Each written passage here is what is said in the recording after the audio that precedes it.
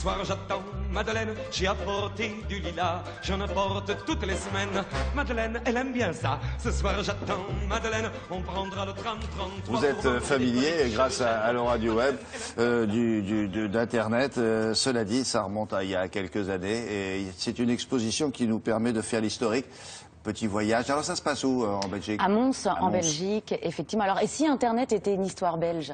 Eh ben oui, c'est un petit peu le thème de cette exposition. Je vous emmène au Mundaneum. Alors le Mundaneum, c'est un lieu historique qui a été créé par deux hommes, deux savants complètement fous, dont l'un d'eux était quand même prix Nobel de la paix, s'il vous plaît, donc deux Belges bien évidemment. Ils ont créé ce lieu à la fin du 19e siècle et ils se sont dit, tiens, et si on rassemblait dans un même lieu toutes les connaissances du monde. Donc ils se sont attelés à ça pendant des années, si bien que pendant la première partie du XXe siècle, le Mundaneum est vraiment devenu le lieu incontournable des connaissances universelles, à tel point qu'un quotidien américain a rebaptisé ce lieu le Google en papier. Et c'est pas pour rien que Google, ce moteur de recherche, s'est associé donc à cette exposition dans laquelle je vous emmène. Alors ils se sont posé des questions du genre mais comment nos ancêtres faisaient-ils pour accéder à des informations avant la création des bibliothèques, avant la création d'Internet? C'est vrai que Internet a bouleversé notre quotidien, a ouvert la voie à une nouvelle ère. Une nouvelle ère, donc une renaissance, la Renaissance 2.0. C'est le titre de cette exposition où je vous propose d'aller. Donc c'est à Mons, en Belgique. What is your password? Your password has been accepted. This is certainly going to horrify some of the people who are sitting there listening to this.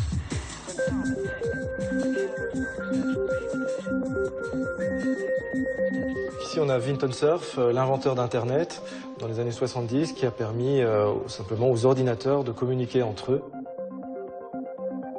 Alors, le monsieur qu'on voit là, c'est Tim Berners-Lee, lui, c'est l'inventeur du 3W. Jimmy Wales, qu'on voit ici, qui est le fondateur de Wikipédia, la grande encyclopédie participative d'aujourd'hui.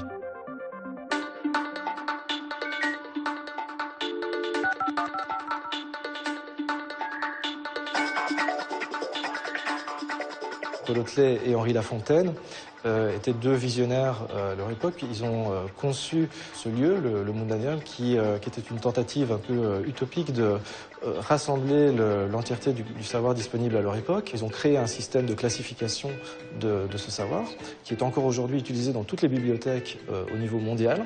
Et ils ont rédigé aussi 18 millions de fiches manuscrites pour répertorier ce savoir et surtout inventer un système de références croisées qui est en fait l'ancêtre de l'hypertexte, des liens qu'on utilise aujourd'hui sur Internet.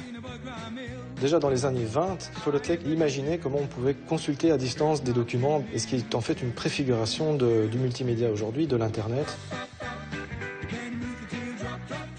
Ce que vous voyez ici, c'est l'ancêtre de la tablette numérique. Et c'est un Américain, au sortir de la guerre en 1945, a conçu cette machine. Elle n'a jamais été réalisée, mais elle a été entièrement pensée. Hey everybody, let's go surfing with our friend Murray. Ici, on a un petit peu l'ancêtre de l'ordinateur, de la tablette multimédia. C'est un outil qui était donné aux écoles avec une radio, un téléphone. Donc un outil qui permettait de se connecter au monde et à toute l'information disponible sur un sujet. Alors ici, on a un prêtre américain qui a utilisé un des premiers ordinateurs pour numériser la Bible avec le nombre assez impressionnant de disques dont il a eu besoin pour faire ce travail. On commence ce voyage aux tablettes sumériennes, donc à l'Antiquité, et on le termine aux tablettes numériques.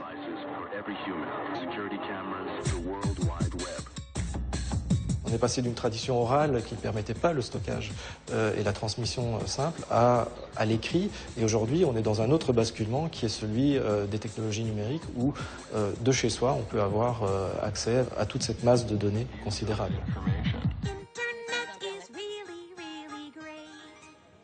C'est bien au début, c'est joli, c'est poétique, mais bon, ça s'est gâté après, oui, c'est un peu impersonnel. Le meuble en bois qui pèse une tonne juste pour chercher un nom, moi j'aime bien, ça va l'air. Ouais, mais il faut se remettre dans le contexte. Alors cette exposition, elle dure jusqu'au 1er janvier, et Mons va être capitale européenne de la culture en 2015, donc on y retournera. Bien, mais avant ça, on ira à Marseille. Oui, tout à fait. Oui, quand même. Bien sûr.